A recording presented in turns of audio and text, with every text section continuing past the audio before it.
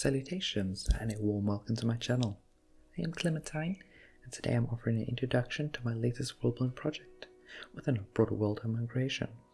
A world of mine which I have slowly been shaping over the years. I've named this project the Eclipse of Milon, but my intention is to extend beyond this story and share other aspects of my world. The world I've created is rooted in dark fantasy, with a touch of low fantasy, and specifically for this project, it will take influence from the Middle East. Although magic does exist, it often finds itself under the question of legality, as the practice of magic is viewed as occult and is hunted down by witchfinders.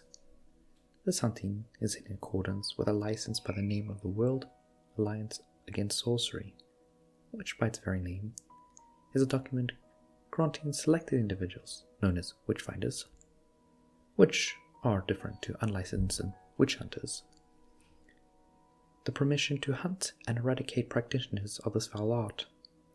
They are a lot rarer in the contemporary era, thanks to the huge eradication of these practices, but also since those that are still doing it have gotten a lot better at concealing it. For this project, I had it coupled with a college project of mine, allowing me to work on it outside of my free time. This has resulted in me having a handful of characters, assets, and environments. However, I do wish to expand upon these or find some of them in the future. Over a year ago, Governor Milon, who wed into the province of Yatarquak, met his untimely demise in battle, unleashing a peculiar curse. As inked ichor slipped from his lips, his eyes going pure white, rashes rapidly consumed him. The aftermath birthed a relentless plague mirroring his abnormal death. The province, now under quarantine, cut off from trade, spiraled into disarray.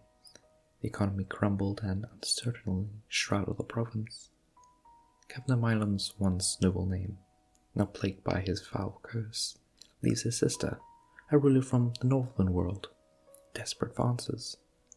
She believes Milon's soul is entangled, fueling the dark plague.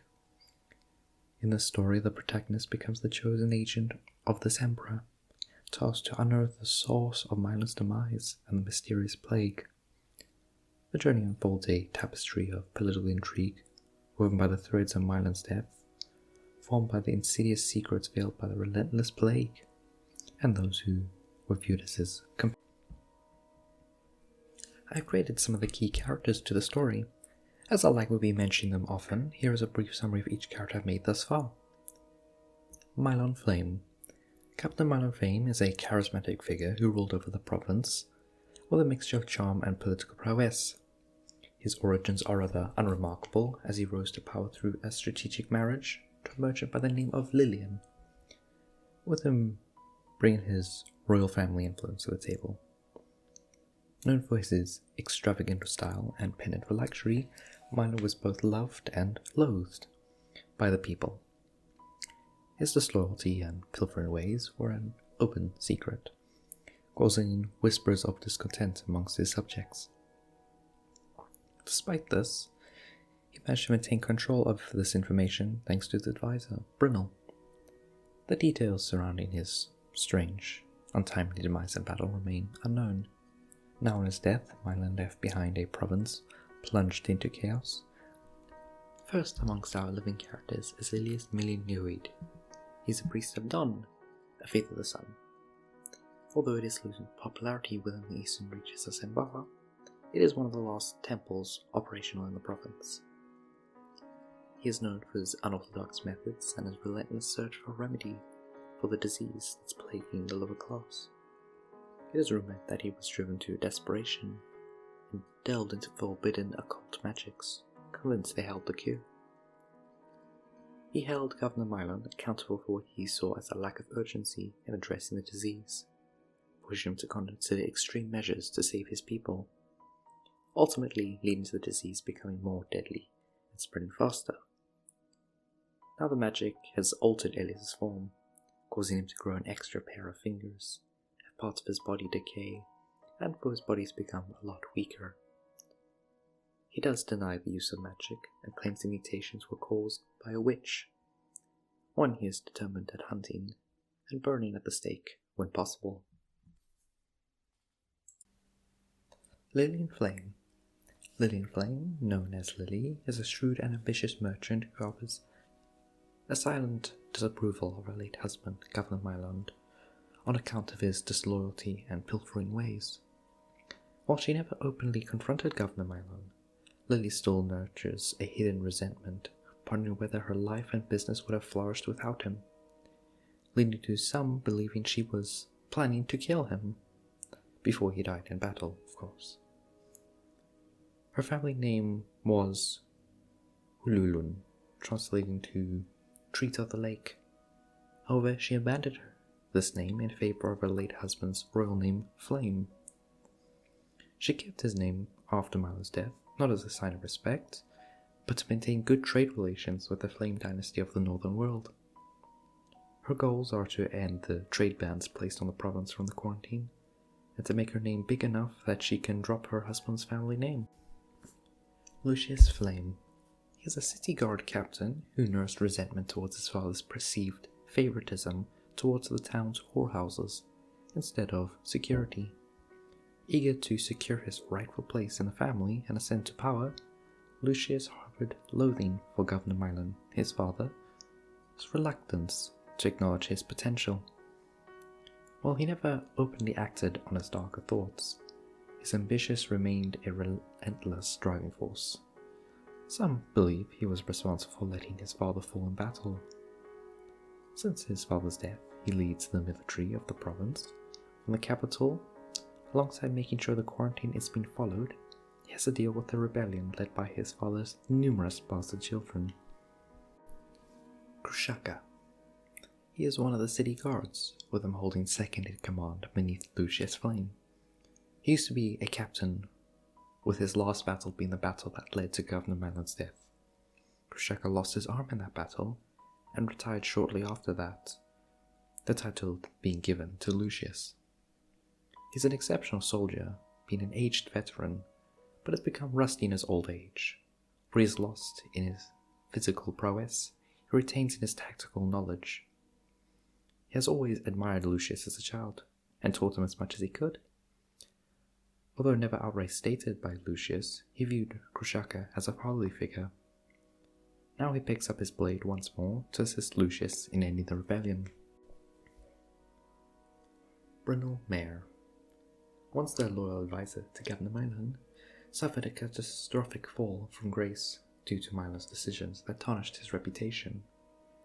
Now struggling as he temporarily runs the entire province single-handedly, Brynel nurses a deep grudge against the governor for his lack of effort placed into providing food to the people.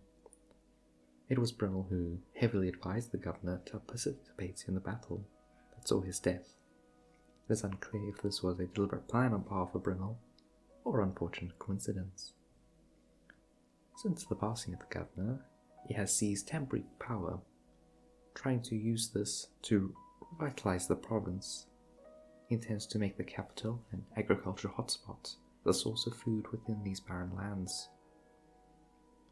He has contemplated the exposure of Milon's misdeeds, but has yet to publicly declare it. However, some of this information he has made its way to the hands of Nas and the rest of Govern's bastard children, who have started a rebellion.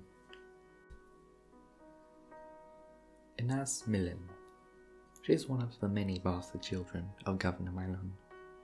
She carries an inherent grudge against the government and the people who profit off the disadvantaged and poor. As a resilient survivor who has navigated the town's darkest streets, she leads a rebellion to avenge the mistreated and reclaim her people's lost dignity. Inas believes that seizing power and enacting change will validate her claim to leadership and restore the town's sense of justice, allowing all to flourish. Her mother died during birth, leading her to have the surname of her adopted parent, Elias Milash. She was raised by Elias Milan for her early youth, but fell to the streets at the age of 10 after discovering Elias was just using her as an experiment to uncover the source of the disease she had. She, however, has kept the surname for the most part, but tends to just use her first name. Sharps. He is a half-sibling for Nas and as well as being one of the governor's many bastard children. He is rather simple-minded, but has a kind heart and wishes to help all those around him. He has a love for makeup. On occasion he can be seen wearing it. Although he isn't great at putting it on himself, he does rock it. He never perceived a name as a child, as he grew up as a slave, leading him to adopt the nickname Sharbs once he was set free. This name was given to him for his love of cheese, being the word for cheese in the Donsal tongue. He worked as a forge hand, but has since taken up arms the right-hand man of the rebellion led by Anas. He doesn't fully grasp the goal of the rebellion, but is dedicated to help. I've created a handful of props and assets, with some being vital to plot and others more background information, but nevertheless, here they are. Radiant Talisman. The talisman is an artifact used by Elias Melanoid during sacred rites associated with the priesthood of Dawn.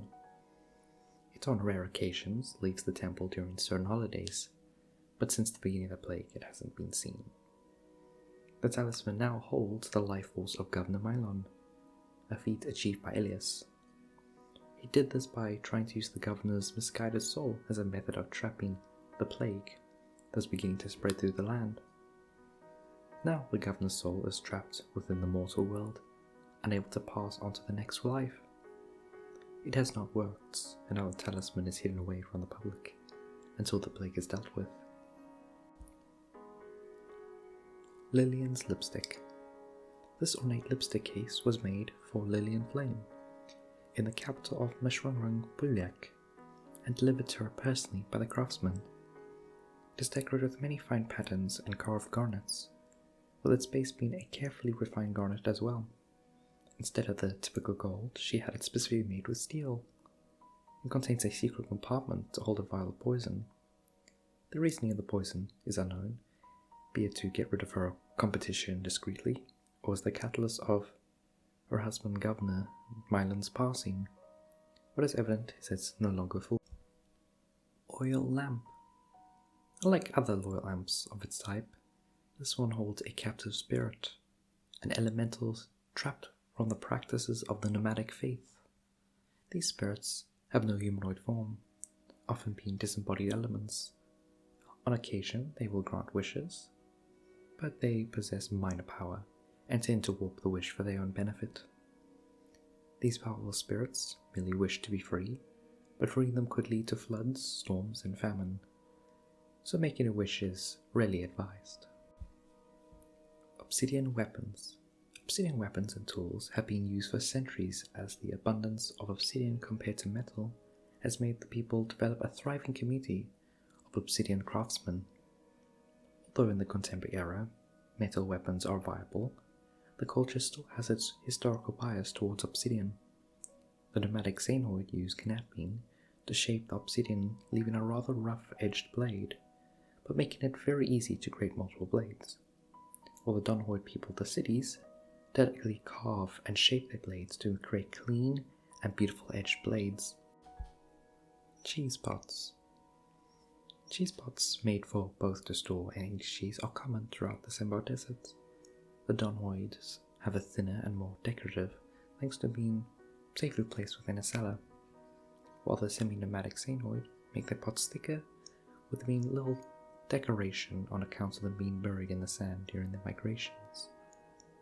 Cheese and other preservatives are a very common form of food throughout the desert on account of the longevity within the harsh environment. Architecture. This building is a representation of the most common architectural design found throughout the province.